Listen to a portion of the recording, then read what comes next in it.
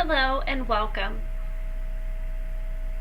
Today I'm going to introduce you to your Impressionism project. It's going to be creating an oil pastel tree that looks like an Impressionist painting. Over the past few weeks, I've had you learning about different Impressionist painters such as Claude Monet, Mary Cassatt, and Vincent van Gogh, and Edgar Degas. So now we're going to take some of that knowledge that you've been acquiring and we're going to put some of it to use. But before we get started, we're going to review about color, because that's going to be a major factor in whether or not your project is successful.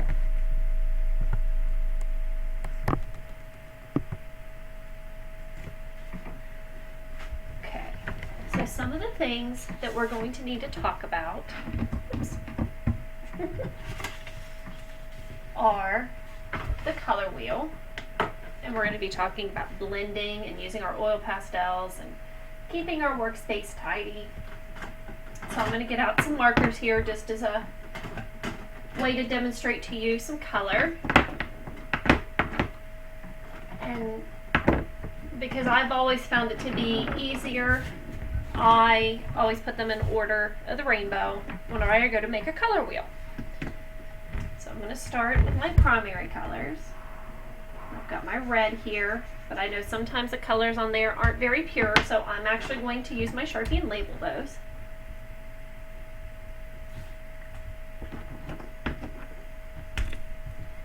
And as we learned with pop art, our primary colors are triadic, which means they make a triangle when they're laid out in the color wheel order.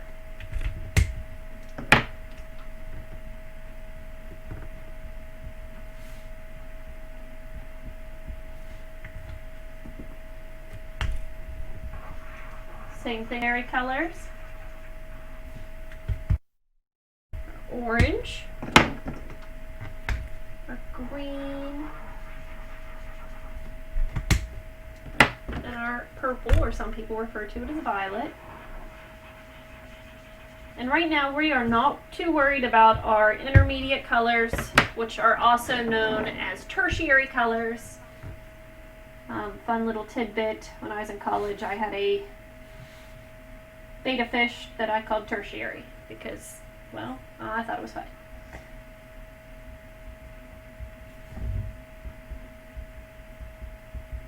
So we've got our primary colors here that make our triangle. Our other ones here, which that should have been a dotted line. I apologize. It's been a while since I've recorded a video for you all. Now what I want you to see is, and what we're going to focus on with this first project, is we're going to be using something a little different. We're going to be using our warm colors. Now this should be familiar to you from early elementary classes, where you learned that your warm colors are colors of fire and they evoke a feeling of warmth. Think fire. Okay? Now we aren't going to be using them very much, but we are going to be using a little bit of our cool colors.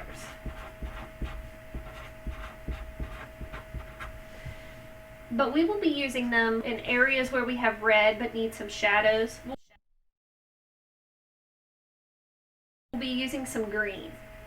And I know the one video that I had you watch talked about not mixing those because of the brown color they make, but for our purposes and using an Impressionist style, using your complements is actually very beneficial.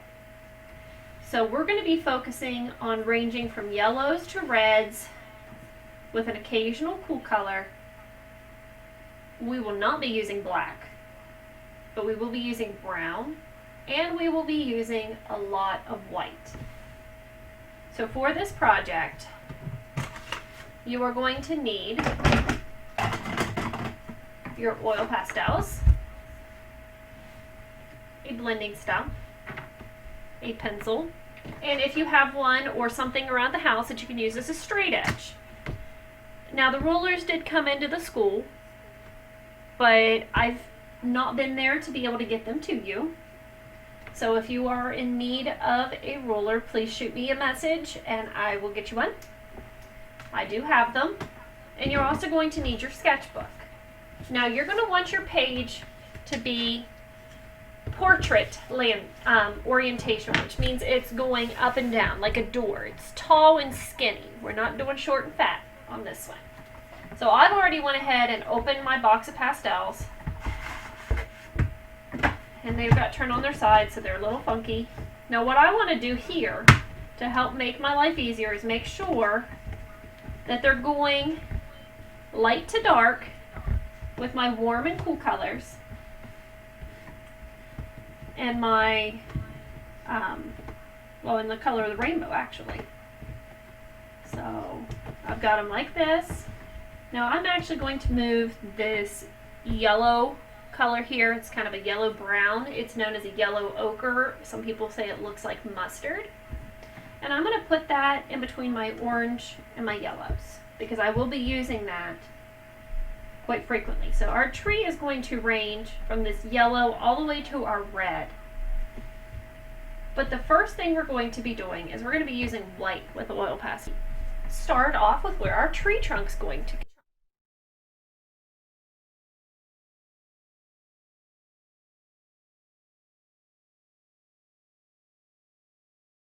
Right now we have a blank piece of paper, and there's so many possibilities with this. But what I want you to do is you're going to come in, if you have a ruler, you're going to line it up. See, mine has a 0 here with a line. I'm going to line that up at the bottom of the paper, and I'm going to come over to 2.5 inches. And I'm just going to put a teeny tiny little dot. If I move this back, you can see it. I'll make it a little bit bigger for you all. And then I'm going to line the ruler up here on this edge at 0. And let's go to 1.5 inches for this one. If you don't, pastel box. So as a reference for those of you without a ruler, I'm going to line that up here in the middle. And I'm just going to middle of the corner here. And I'm just going to come up this way and make a little bit of a dot here. So now what I'm going to do is connect the dots. I'm going to take my side and I'm going to connect it to this top part here. And I want to draw lightly because I do not want this to come through my pastel. So I'm just going to glide the pencil across the page, and I should end up with a nice line. Now here's that little bit of a line from where I was using the tip of my pencil to show you where the box was. You can use your box as well. Line those 2 points up here from the middle down here to the bottom. Okay, so now this is what's going to represent my tree trunk. Now I'm done with my pencil. So to start using the oil pastels, I forgot one very important tool, paper towels. And you want paper. You don't want to use a washcloth or anything like that because oil pastel doesn't come out very easily. So please make sure that you don't drop these on your carpet and get them dragged into the carpet. It doesn't come out. Don't wipe them on your clothes or anything like that. It's an oil and it's very difficult. Okay, so I'm going to take my pastel here on my paper towel and I'm just going to hold on to the paper towel and twist just a little bit until the pastel is clean and no longer have those little bits and pieces of the different colors. So you always want to keep a paper towel handy because you're going to do this with your lighter colors. Your darker colors, it doesn't matter so much, like your blues and your browns and things like that, because they're so dark they cover up the other colors. So what I want to do is towards the top, I want to make a non-objective shape, kind of like think paint splatter. I'll actually use a pencil so you can see what I'm talking about here. So I'm just going to make kind of a funky shape around here. And as shown in the one video, oh, that's, you can't see that. Let me zoom in here. It's very faint.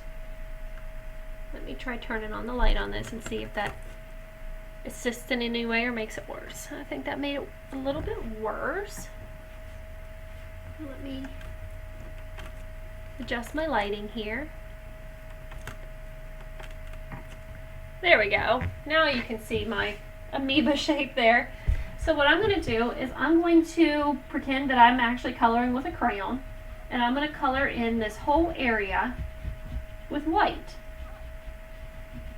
And I can do this very haphazardly. This part doesn't really matter. What I do want to make sure I don't do is get it inside what is going to represent our tree trunk, because eventually that will do. So I'm going to move my box a little closer.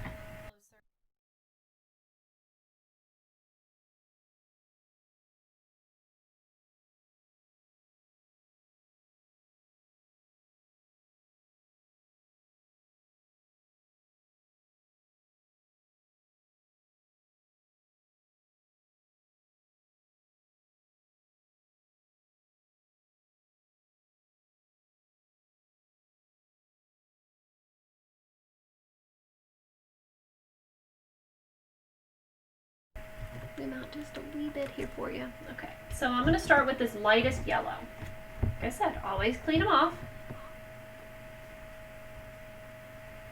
And you're going to want to make little W's. This is going to give us the texture of leaves. But if you look at where I'm working, the W that I'm making, they're tiny, smaller than my fingernail.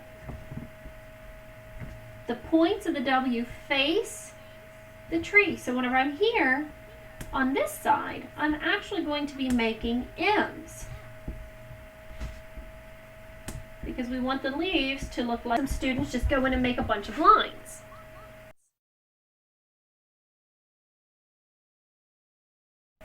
And when they didn't follow directions and their tree looked like it was part of a tornado, they were very upset. So please make sure you're making W's. When working with pastel, line direction is very, very important. Now I'm going to start going back over it, making little W marks. As you can see, it's starting to blend a little bit, but you can still see the texture. And I'm going to pick up this next yellow. As you can see, there's some red on it, so I'm going to wipe it off. And I want to get a little bit of some darker yellow in there. And I wouldn't get too large on sizes. Like I said, very tiny, no wider than your fingernail.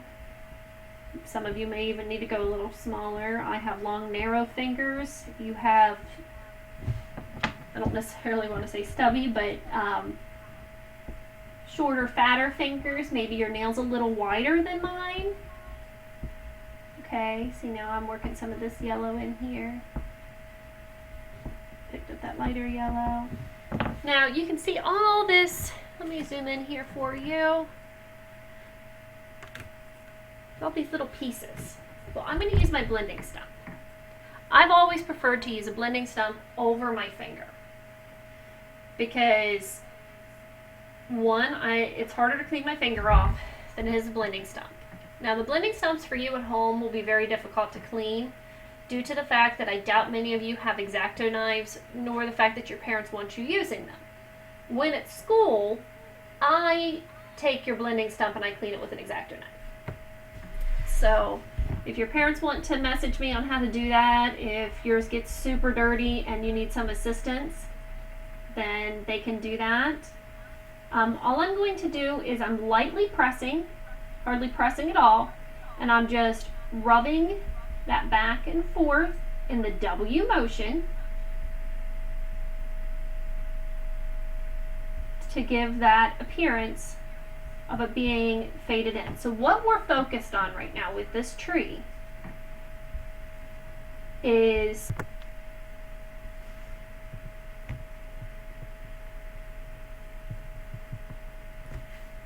okay, so I went ahead and got some of this yellow area done. I'm going to zoom back out here. There we go. I haven't done the blending stump quite yet. So one of the things that I want to do before I move on and start picking up some of the darker colors is I want to pick my white back up in here on the inside, because this is where we're going to pretend that the main sun ray is coming through, where it's the brightest. And if you've ever looked up inside of a tree from the ground as the sun's shining, and you can just really see the sun overhead, you realize that it looks a lot lighter.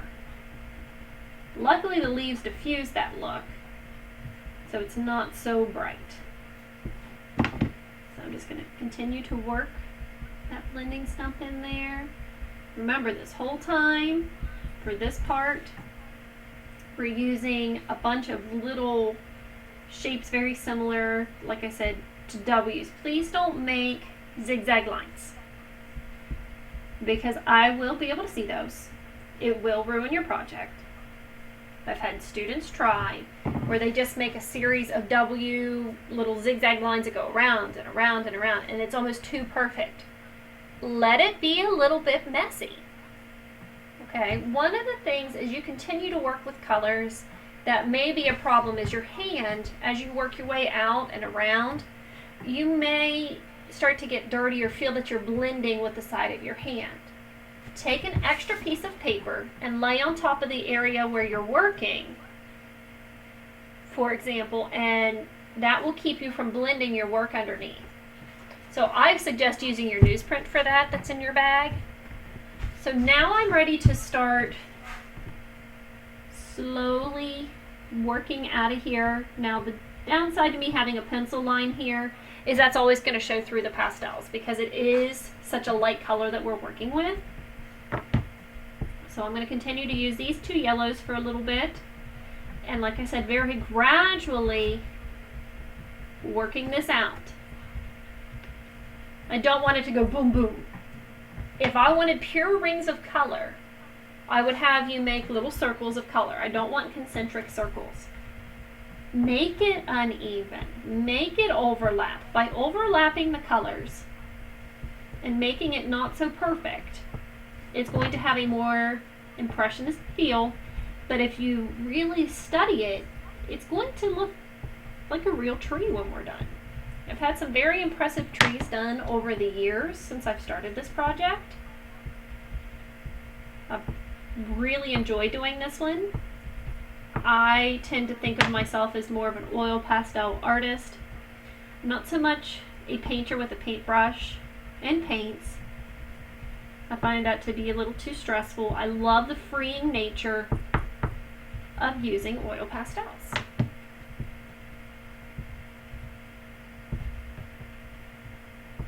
Okay, so I would continue to go all the way around with this. So now I'm just going to keep working my way out. Instead of making you watch me do an entire project, I'm just going to do a section for now. At the end of this video, I'll have a completed one, but I'm not going to make you sit here for an hour to watch me do an entire project. I'd rather you spend that time on yours. So now I'm going to pick up what I said was that yellow ochre color. It's the one that looks like mustard. This is really hard to tell where my hand is with that camera. Alright, so I'm going to slowly start working that in. I can come in here a little bit and occasionally put that color in. Real messy little limbs. Okay, I can take that blending stump, blend that in there, still using that lovely M and W motion.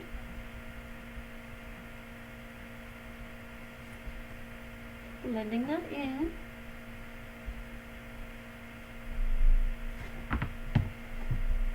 can come in here.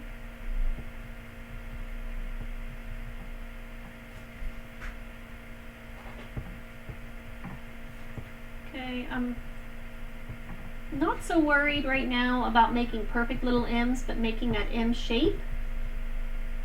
Kind of like a little M squiggly or a W if I'm working towards the top. Okay, as I work out this way, I want to keep picking up that middle yellow.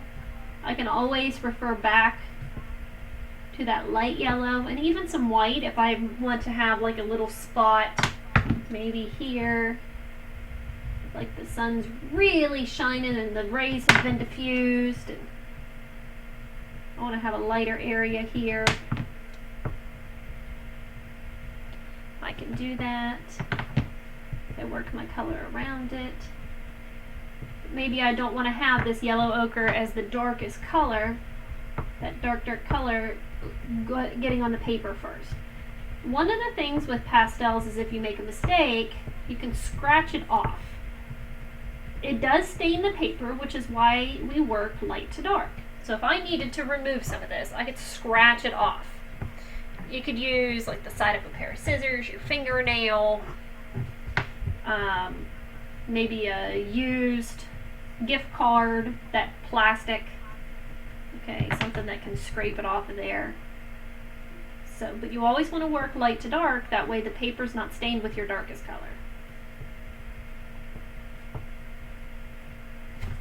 Okay, so as I'm here, let me move my paper up if I can get a hold of it. My counter here in my studio is a little difficult with my acrylic nails to pick things up. So I apologize for my chaos.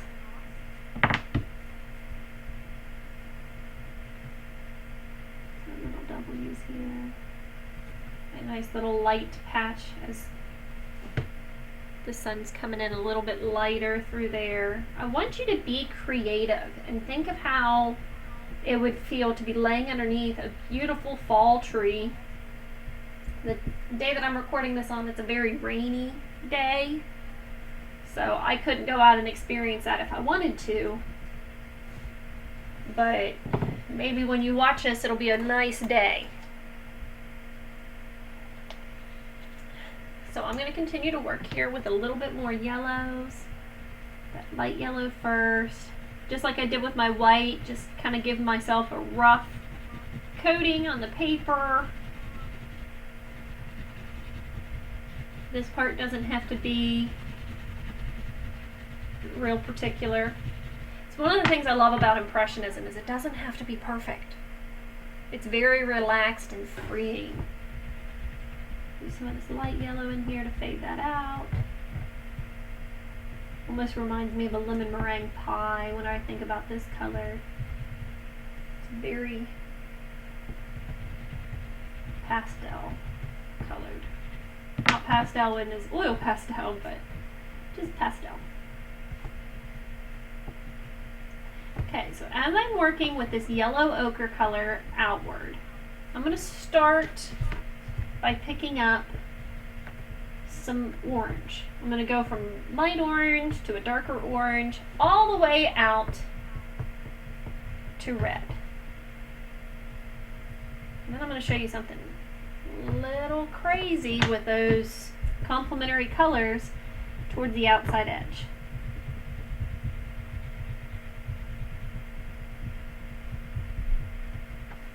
Okay, so I'm going to get my orange here, check and see if it's clean, which it luckily is. So I'm going to start getting some orange, and like I said, randomly put some all the way through to the top here. That way it's not all of a sudden some random color. Okay, our little M's here.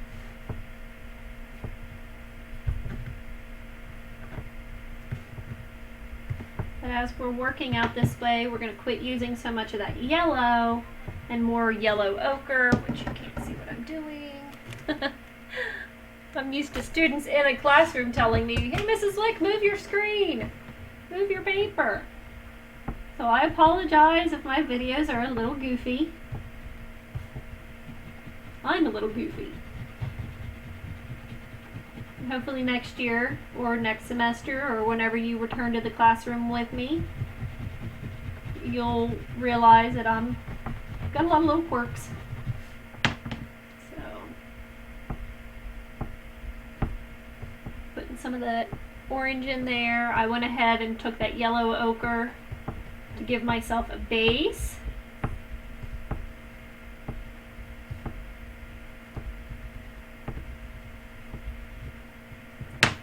I'm going to pick up some of this regular yellow again because I do like how it makes it blend. I don't want to overblend because you can tell that you've overblended when everything looks muddy, where it starts to get like it's pulling up off the paper and you can see areas. And that happens when you overuse a blending stump or your finger, or you overheat the pastels. Now, as you can tell, right now I haven't broken my pastel. And that's because I've used these for so long that I understand how to hold them. I'm pressing the pastel in here and I'm holding down on the tip. I'm not pressing from the middle. If I were to press from the middle, I'm probably going to snap this like you did your crayons when you were a small child. And we all know how frustrating it is to try to work with a broken crayon. It's frustrating to work with a broken pastel as well. But they still function, so if you break it, it'll be alright. It's not so fun, but it'll be okay. So now I'm going to work some of this orange, and I'm getting more little lines right now as we're getting away from where you can see the different lines here. And I apologize, this orange looks very red on my screen, but it is the lightest orange. So now I'm going to move to this one that's a red-orange color, like a coral. And I'm going to start putting that in there. And once again, go back up through.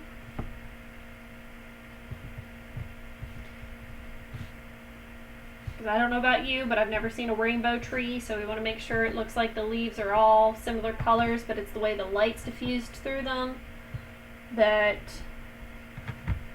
we have consistency. Now, I have seen trees where the different stages of the leaves as they change go from a yellow to oranges, and they kind of fall to the ground and they turn brown. But we're not going to add any brown leaves onto this.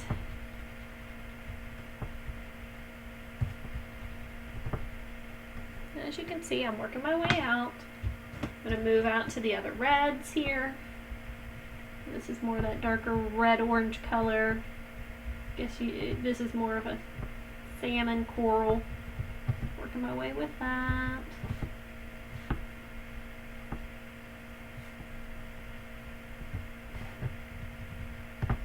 I'm just trying to get you to the edge of the paper for this step right now.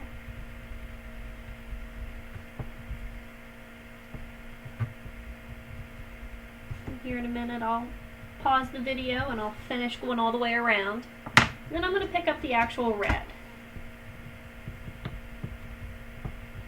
Get some of that in there.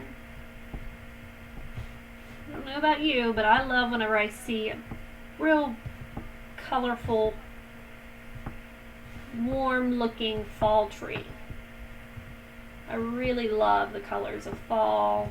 The idea of sitting around a nice little fire outside with close friends and family, which is kind of hard to do this year, but I've done that with my husband and my children, a couple close neighbors. Okay, see, I kind of overblended here, so I want to pick up that yellow ochre again and get some of my texture back in there, that visual texture of having those leaf lines.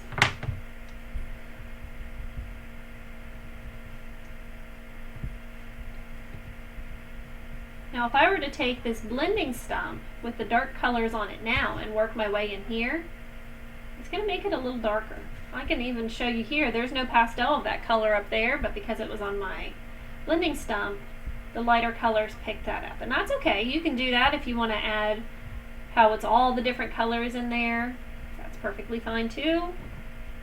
It may be wise to take out a piece of drawing paper out of your sketchbook as a paper to practice making the little W's and blending and figuring out how the colors are going to work together. Don't take my word for it, try it. I've actually been using oil pastels. Oh my. Let me see. Trying to do the math here, which is a little scary. For over 20 years. I started using oil pastels whenever I was a freshman in high school. And that's whenever I really realized that not only did I like art, but I was kind of decent at it. Prior to that, it was just one of those things to do for fun. So don't get discouraged if something we do in class is too hard for you. I hope it's not. I try to make my projects where they're suitable for your age, but sometimes, you know, things are hard, and that's okay. Not everything in life should be easy. But I wasn't what I would say good at art, like I said, until I hit high school. I always tried, but I just never really found something that inspired me. So that's why I try to do such a variety of things with you,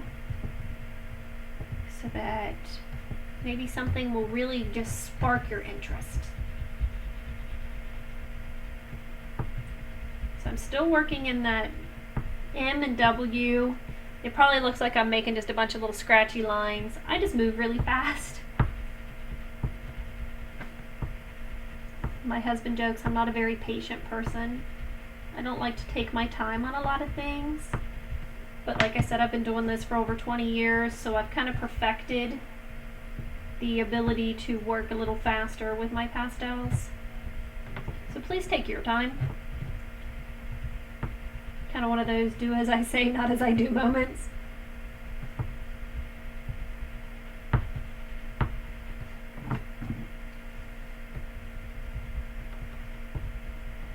Now I'm trying to work my way out to this corner here to show you what I was talking about by using your complementary colors. Now I'm just going to turn the page here to make it a little easier on myself.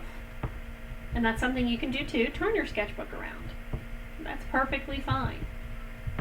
Instead of sitting there trying to work upside down or get funky, you know, I'm not doing the cha-cha slide or anything, so you can turn your book around.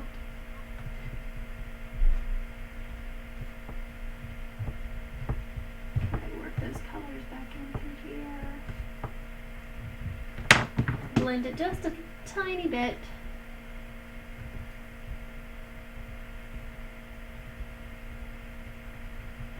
Try to get rid of some of those white spaces. It's one thing you don't want creeping through are all these white speckled areas when you're done. It's okay while you're working. If you're going to go back in with pastel and things on top, you can take that blending stump and get your base put in there.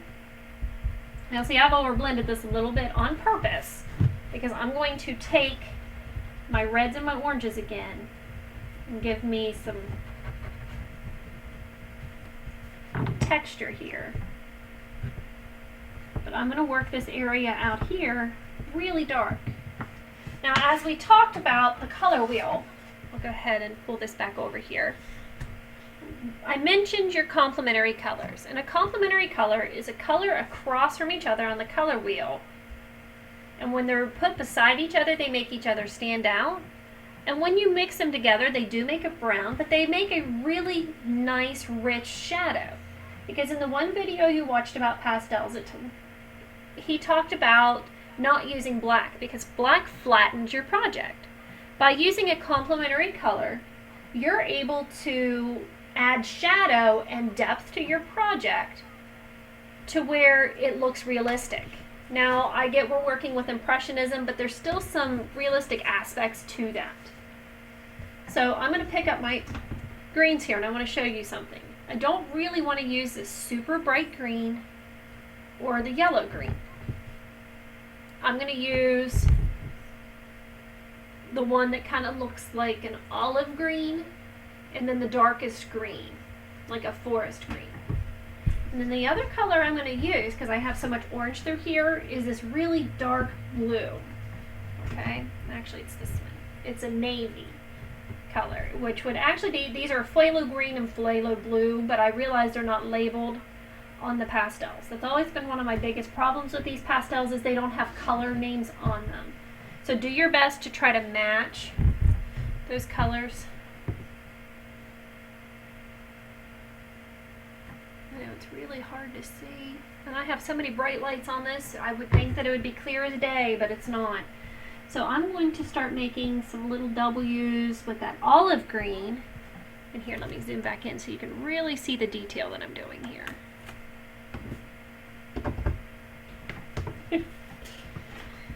And if you look at my space prior to me zooming out, I'll zoom out for you, prior to me zooming in, you'll see that I got it on my desk. And that's okay for me because I have this workspace painted with a paint that it's very durable and cleanable. But you may want to lay some newsprint or some newspaper or something underneath your workspace. You don't want your mom and dad mad at you because you got oil pastel on the nice dining room table. Okay, so I'm going to take this because it's a lighter green, and I can kind of add some shadows in here. And I'm just going to kind of make some little lines near my darker areas.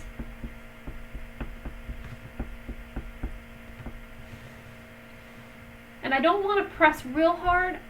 I'm just lightly adding those colors in.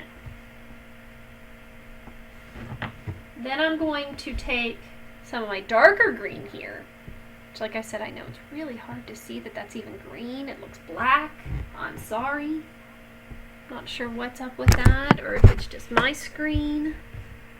Hopefully for you it's not so bad. As I'm getting out towards this edge,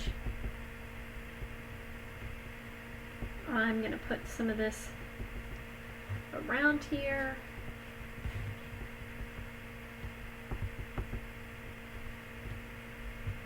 And I kind of like working towards the edges like it's darker, as if another tree is invading this tree space. And occasionally I like to take that darker blue and put that in where some of the green is, and around some of the orange.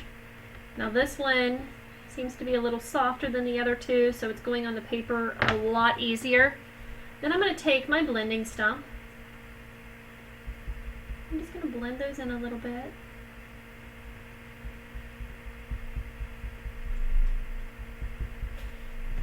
I'm going to zoom out here so you can kind of see the full picture for a minute.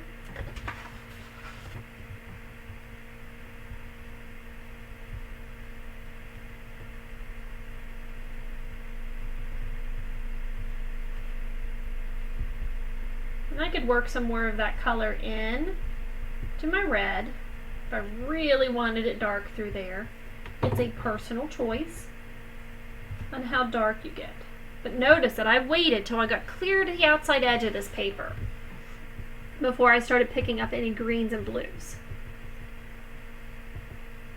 Because you don't want that all the way up here. You'll end up with too lively of a tree. It will no longer look like a fall tree. And if you're not careful and you overblend, you will end up with a muddy mess. If you watch me, I'm just barely tapping the blending stump on here. I'm not sitting there rubbing and rubbing and rubbing. I'll actually show you what that does. So I'll just take our paper here. So if I had some red and I put some green here, and I took this and I worked it around, I want you to see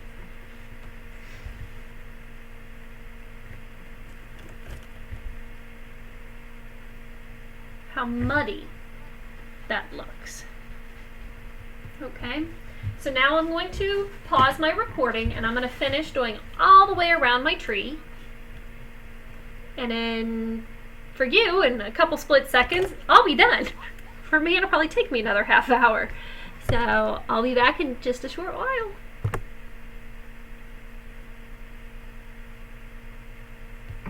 Alright, so that took me maybe 30 or so minutes to finish the rest of this. So I'm going to give you about a week to do this entire project, because if you think about it, you have 3 hours and 45 minutes a week that you should be dedicating to art class. This week I don't plan on giving you any writing assignments. I'm going to trust that you're working on your project. So now I'm going to put these colors back into my box. I'm going to need my white left out.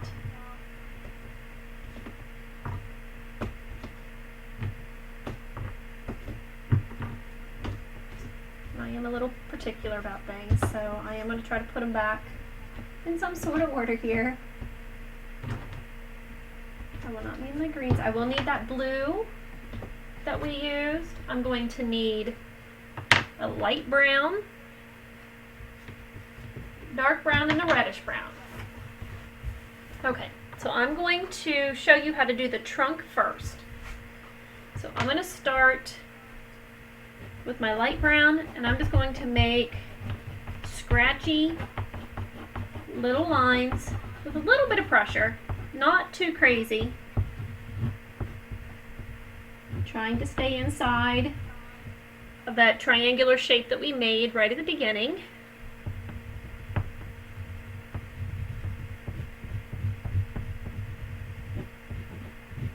Varying pressure, some a little bit more than the rest. And then I'm going to do the same thing with my dark brown. And by going with, like I said, those scratchy marks, I'm going to, by not over blending this, I should end up with something that resembles tree bark.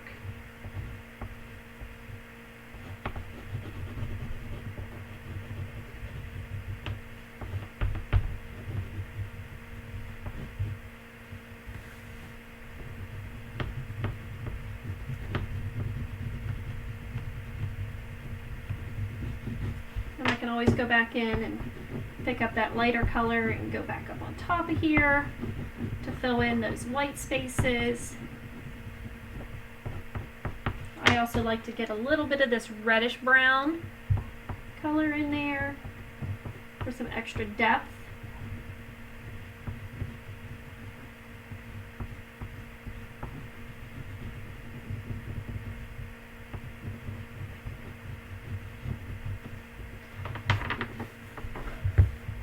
This would probably be considered a raw sienna color if we were really using paints instead of pastels.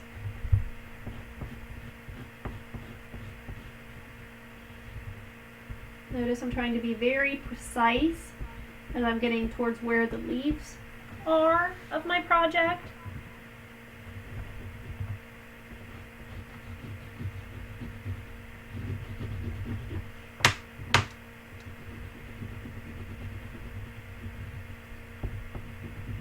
And yes, like I said before, I work way faster than you ever should. But it's been over 20 years since I was in middle school. So I have a little more confidence in my ability. I'm way more comfortable than you should be, unless you're an awesome child artist that I don't know. I lost my train of thought. I'm sorry. I was trying to say something funny and witty there and couldn't get it quite together. But this far in the video, I'm not going to cut that out. That's just one of those nice little quirks that you would have had of me if you were in my classroom. So, and maybe I want to pick up a little bit of the white in here and just hit that occasionally to give some more texture right up on top. Now comes the very, very tricky part of making the branches.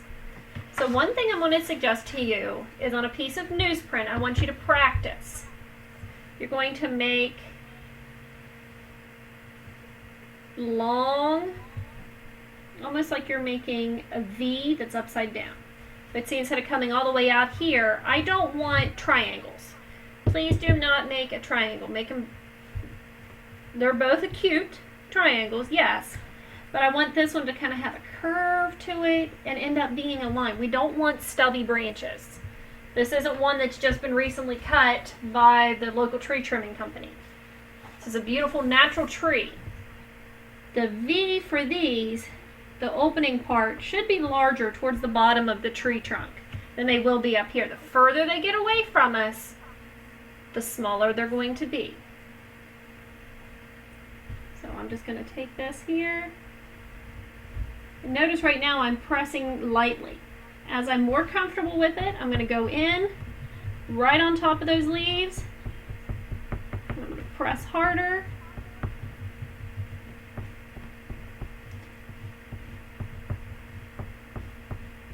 And then I'm going to take for the shadowed area, which is away from our light source, so that's going to be on the bottom of our branches. I'm going to take a little bit of this blue.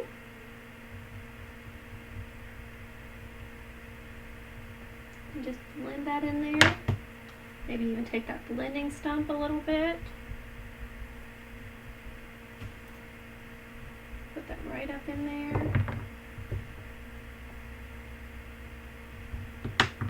A little bit of that light brown, that tan color, right up on top.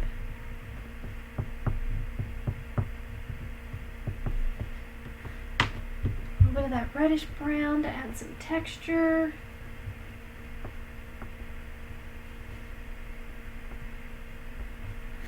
If I want to, I can make some little branches that come off of there. I wouldn't get too crazy with those.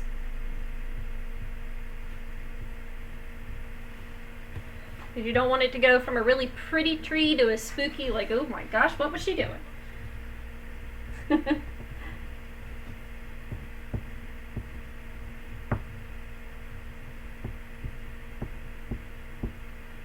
So I'm just going to repeat this until I have all my branches done around the tree. Like I said, just some simple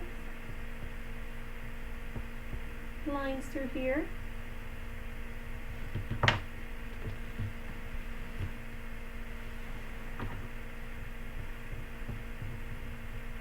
Those colors in there. Definitely want to add that shadow up underneath of all those little branches that I just made. But the joy of Impressionism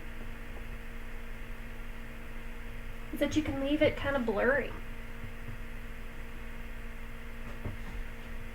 A couple more in here.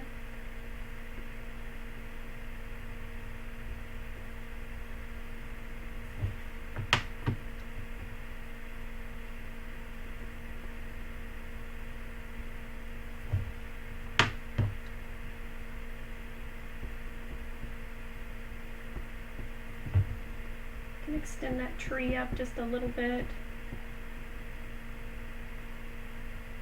to fill in some space.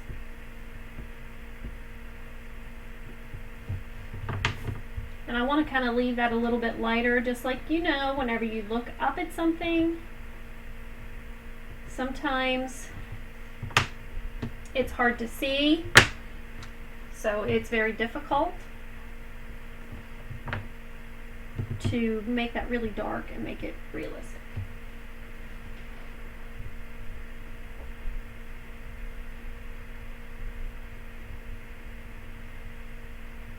So I'm just going to continue with this.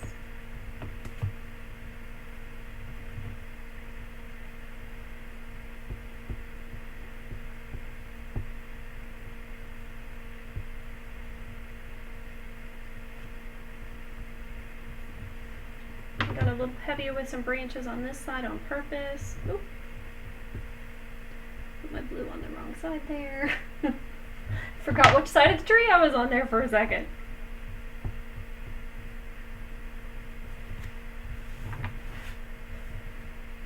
So it's starting to really take shape like it's a tree.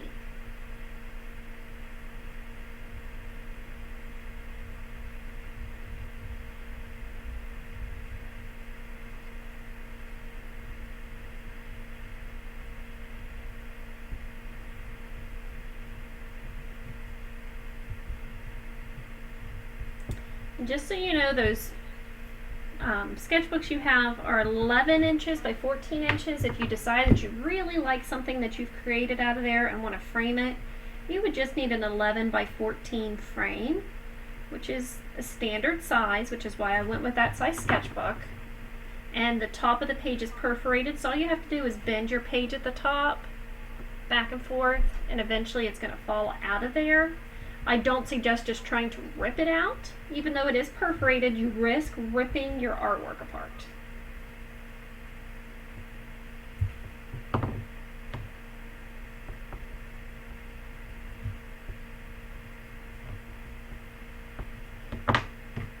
Now, if your pastel gets to where it's too rounded, you can always peel the paper off the back and use the sharp edge of the side.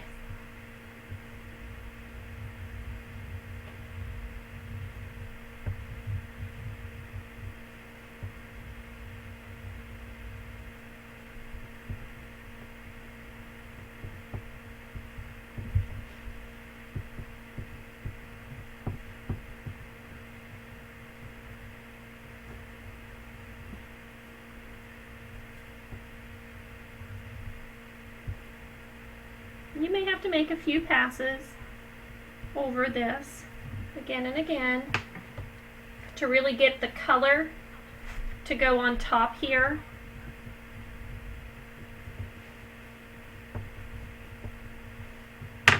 Because you are working on top of other colors that you've used, but the perk of pastels is it does layer.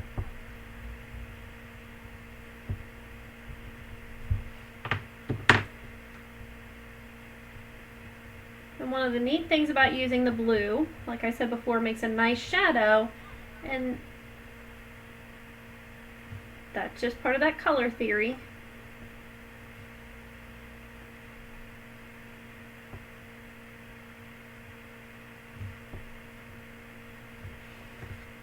I think I want to add a couple nice little branch coming off here.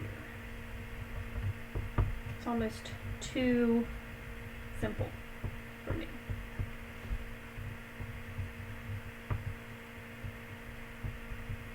Too empty.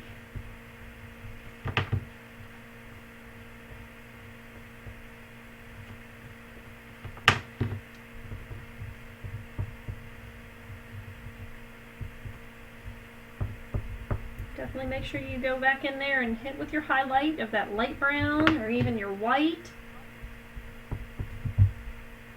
to really show that the sun's reflecting off of that and we have our shadows. So I may want to extend some of these out a little bit for some balance purposes, because I've noticed that I got a little longer down here, and that's okay.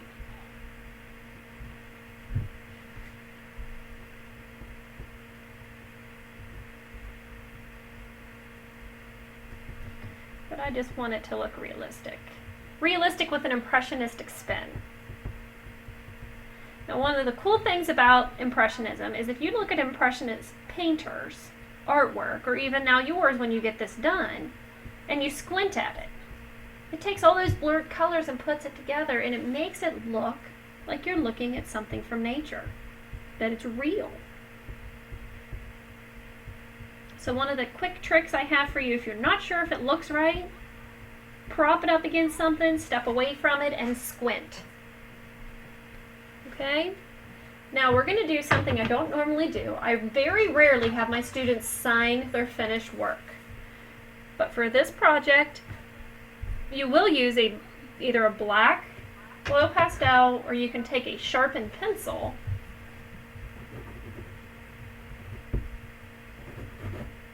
and I want you to sign the bottom corner in the darker area. I can see it here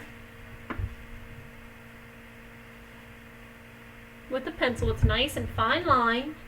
And then I always like to just add the date with just like a little apostrophe and then whatever year it is.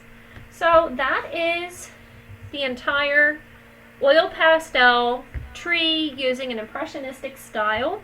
If you have any questions at all, please don't hesitate to message me through Schoology or through my email.